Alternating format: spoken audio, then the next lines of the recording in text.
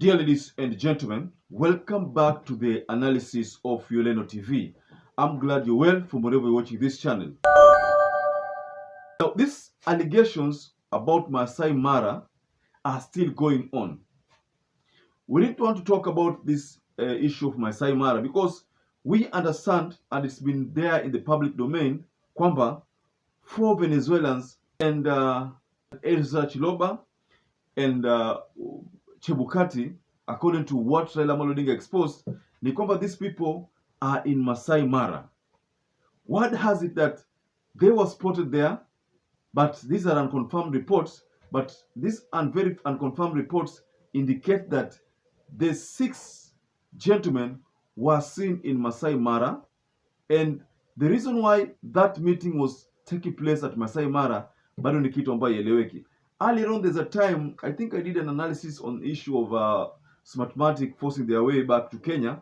When they decided to register their brand here in Kenya, that means they were going to set up an office here so that they can operate locally. I remember doing an analysis on this matter, and I said that they were probably using Kenya as an operating ground, whereby they can launch their operation in Africa through Kenya. SMARTMATEC International, the company that supplied technology in the disputed 2022 polls, has applied to register its trademark locally, giving the strongest indication of its plan to extend its dealings with the electoral agency. The application and subsequent acceptance, as captured in the February edition of the monthly journal by the Kenya Industrial Property Institute, has since triggered a major political storm. The opposition, that is Azimio la Umoja One Kenya coalition, claimed that the registration of the trademark locally, as well as the ongoing recruitment of the Independent Electoral and Boundaries Commission, which they have demanded be stopped, was part of wider preparations by the ruling Kenya Kwanza to influence a re-election of President William Ruto in 2027. Efforts to reach out to the company to inquire on what informed their decision to register locally bore no fruits, as they did not respond to our emails this week and a follow-up to inquire on the delay. But one of the reasons why this could be taking place is because they have sensed that they were successful in deploying their idea here in Kenya. So they wish to continue doing that in Kenya, which is, to me, goes back to what Raila Odinga said previously, that if this trend continues, then we will have Venezuelan presidents in all countries in the world. So what if we have Venezuelan presidents in Africa? What if SMARTMATEC decide to control the whole of Africa by imposing presidents in nations here in Africa?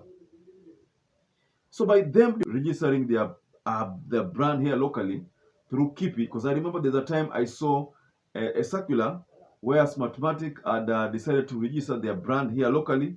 That would mean they would operate from Kenya. That would mean they would have their servers wherever they want, but their main office here in Africa would be in Kenya. So this is something that we noticed, and this is something that was discussed, and we also discussed about it. If you go back to the videos that I made in around there February, you will come across one video that talks about SMARTMATEC being here in Kenya, and then them registering their brand through Kipi, and that brand was successfully registered back then. So we talked about this in that analysis, but the government is still not heeding that call. So that means going forward, this government itabidi ifanye tu vitu kulingana na venye inajua, because it is evident that haitafuatizia. So as to whether CHEBUKATI, EZRA CHILOBA, and the 4 Venezuelans were in MAASAI Mara, I still can't tell whether that's true or false, but word has it that they were seen there, and also Raila Odinga exposed that, and we know Raila Odinga always has reliable sources. So if he says that they were in MAASAI Mara, basi walikuwa na MAASAI Mara kweli. But the only problem is that now CHEBUKATI wonders, how did Raila Odinga know about this issue? But he could only know about the issue because he has insiders. He has people who are working for the government, but they have to report to him, ladies and gentlemen. So allow me to wind up there, but please just tell us what you think about this issue. And once again, I'd like to urge you to stay safe and stay blessed until we catch up again in our next analysis.